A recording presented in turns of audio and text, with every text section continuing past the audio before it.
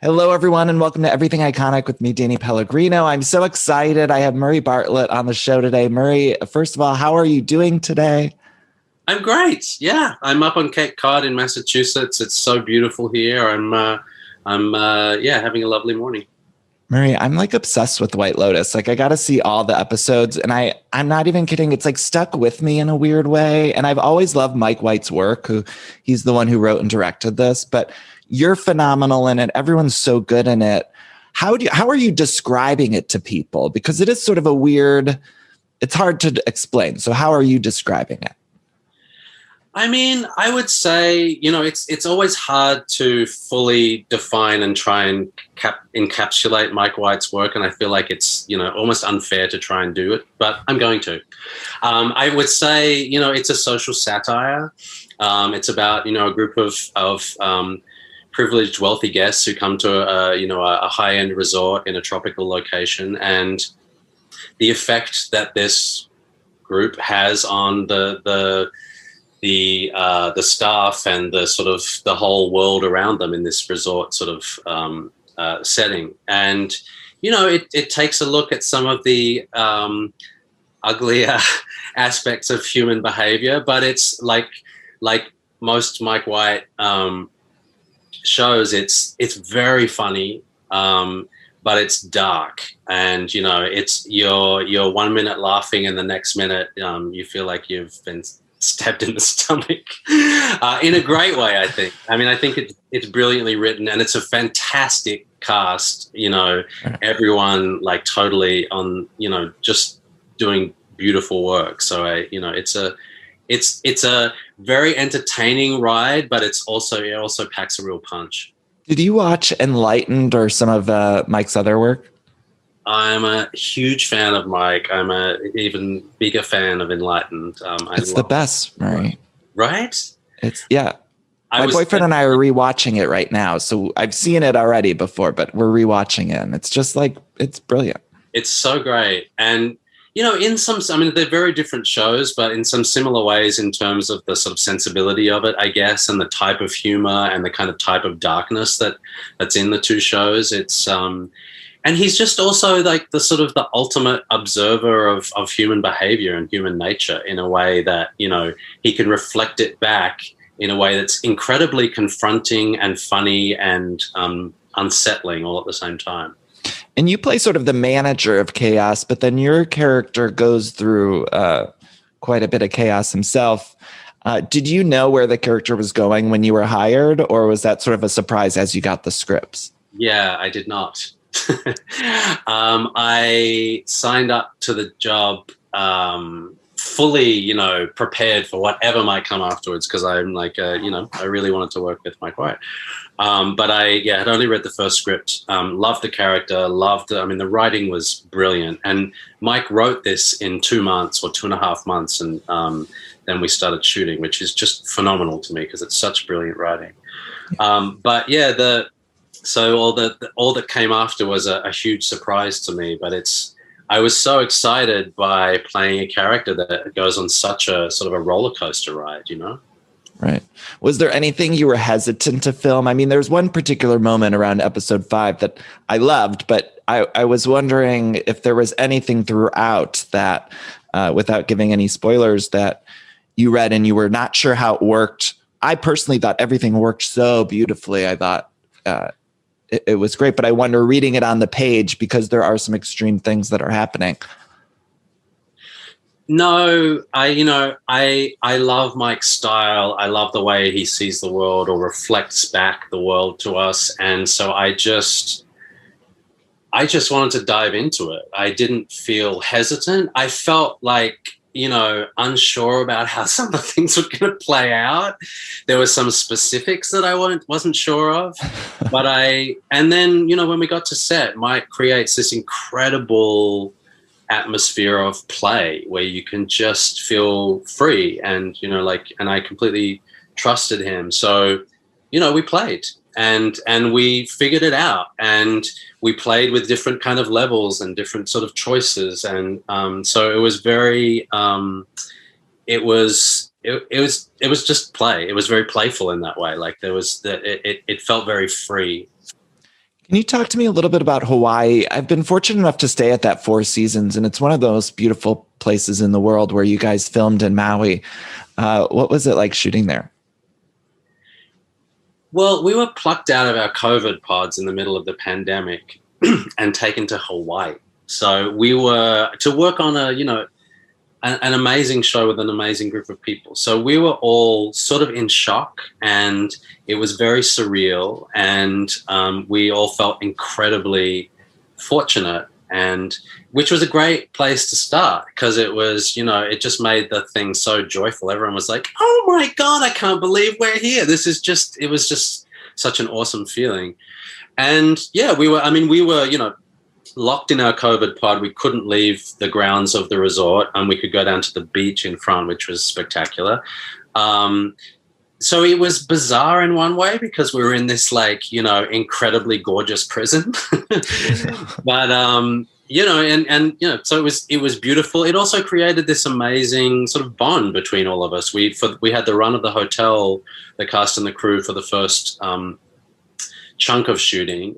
So it was just us there. It felt like, a bunch of kids let loose in like some sort of, magical theme park. It was really, it was amazing. It was a lot of work. The schedule was really intense, but it was fun work with a fun, lovely group of people. I mean, it could have been a nightmare if everyone was awful, but they weren't. Turned out everyone was lovely, and we were all in a really sort of great mood. So. By the end of it, were you like, get me out of here? I know we were all sort of thinking that in the pandemic, like, we're stuck in our homes. Were you ever at a certain point like, I need to get out of here?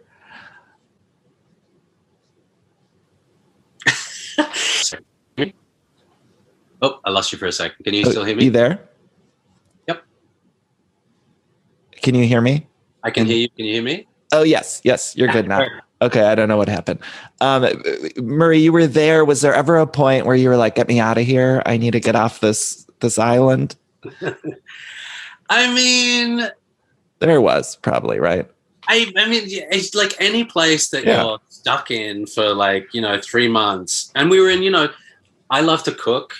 And so I didn't have a kitchen. I mean, we're in like a 5-star resort. I'm not complaining in any way. It was amazing. But there were things eventually I was like, I was happy to get out of that particular setting and be able to, roam freely. But no, I mean, honestly, I've said this before to someone else today, but I did wake up every morning, look out the window at the palm trees and feel how lucky I was. So there really wasn't any moment of, not feeling incredibly lucky there.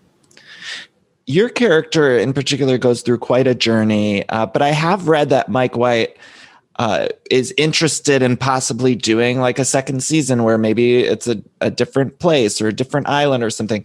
Would you be involved in a second season? Would you be interested in being involved in a second season somehow? If there's any way that I could be involved in a second season, I will activate that. But I don't know. I mean, I think, it's from the mind of Mike White, so anything is possible. I'd be fascinated to see what a second season of this show would look like. But yeah, I have no idea. But if there was a chance for me to be in it, I would jump on board. I need it. I'm not even kidding you. Like I binged all 6 of them, and I'm like, it's stuck with me so much more than I think so many things that I've watched. I loved watching it, and then it just sort of haunted me afterwards. I thought it was beautiful and brilliant. And one of the most impressive things too, actually, not just with the series, but with your career as a gay man myself, it's been so wonderful to watch you that the sort of breadth of the variety of characters you've played throughout the years. When you started acting, did you ever sort of imagine you'd be able to play such a variety of queer characters? Does that make sense?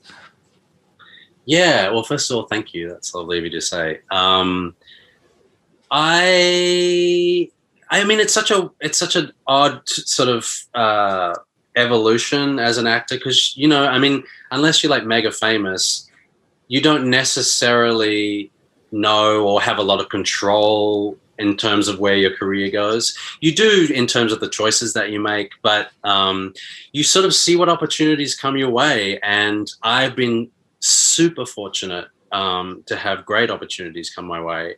And I didn't really know how it was going to unfold, I guess. You know, like a lot of young actors, I wanted to like say something worth saying in my work, and really work with people who I enjoy working with and admire. And I've got the chance to do that. And the fact then that I have been able to play queer characters that, you know, sort of that I relate to, and that I feel strongly about having representation of all underrepresented, unrepresented or not very well represented peoples on screen. To be able to do that has been so exciting for me. And yeah, to have a variety is just so cool. And this character is so different from the other characters that I've played in recent years. So it was Murray, you're so good in it. You're going to get I mean, I believe you'll get an Emmy nomination. You deserve all the awards in the world, because you were just you and Jennifer Coolidge in this. Everyone was so brilliant, but the two of you, I was watching you guys just do incredible work. And Natasha Rothwell too. Everyone was great. Murray, before I let you go, I got to ask about a couple other things you did. Will there ever be another Looking? I want more Looking. Will there ever be another movie? Something? I don't know. We you know, all of us on that show just absolutely loved it, and we would all jump back in, I'm sure, at a moment's notice if that was a thing. We all wanted it to keep going for 20 years. So we'll see. I mean, who knows? Why don't you suggest it to the higher ups, Danny? See what happens. I'm ready. One of the things with Looking, it was because there are so few series based around gay characters or such a largely gay cast. It's tough because I almost feel like the gay community wants it to represent everything. And so oftentimes there are complaints when there are different gay shows, if it doesn't represent this person or that person. And I find that tough. And I just want like more gay shows so that we can all just sit back and enjoy them, if that makes any sense. I think you're right. I think that's the problem with being underrepresented, is that then when you are represented, everyone wants to feel fully represented. And it's almost impossible and kind of like a crazy task to try and do that in one show, because you have to cover such a breadth of stuff. But yeah, I think the more we do it, the more it sort of opens the way for other shows to have, queer characters, or shows that are based around queer characters that kind of break down those walls. And so there are more opportunities to show all different facets of the queer community. Sex and the City. What do you remember from that episode? You did an iconic episode where you're Carrie's sort of new gay friend, and Stanford gets a little jealous. What do you remember from that whole experience? I was terrified. Suddenly I'd been in New York for not that long, and it was my first job in the US. And suddenly, very suddenly, it happened very quickly. I was on set with these like famous people on a show that I knew and loved very well. And yeah, but it was thrilling, and they were very kind to me. But it was like a strange dream, like a show that you watch and love. Suddenly you're stepping into it. It was very bizarre, but a great sort of beginning to my kind of work life in the US. I'm super thankful for it.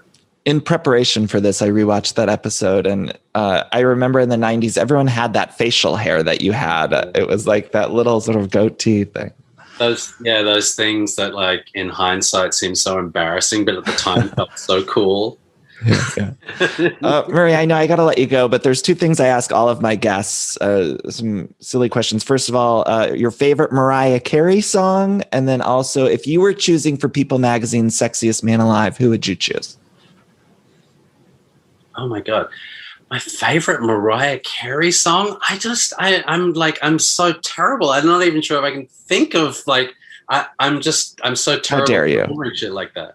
My favorite. I feel like I love Mariah Carey on the Home Shopping Network. I feel like she's so awesome. Hey, I'll take that. Right? I mean, she's so iconic, and I mean, yeah, I don't know. That counts for me, Murray. That counts. That counts for me. I'll take that. I'm embarrassed to say that because her voice is so incredible, and I can, hear it as I'm talking to you, but I can't pick out one of her favorite songs. I'm embarrassed to say. The other question was what? If you were choosing for People Magazine's Sexiest Man Alive, who would you choose? Oh my God.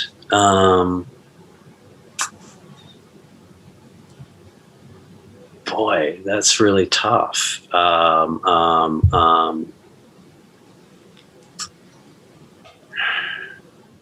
just going to have to say you, Danny. I will take that with me the rest of my life. Thank you. Thank you so much. I want to encourage everyone to watch White Lotus. Murray, you were brilliant in it. It was so good. And I can't thank you enough for all of the work you've done. As a gay person myself, I'm just so impressed and enamored by as I said, the breadth of your roles. So thank you. And I hope everyone binges White Lotus on HBO. Thanks, Danny. I appreciate it. Good talk.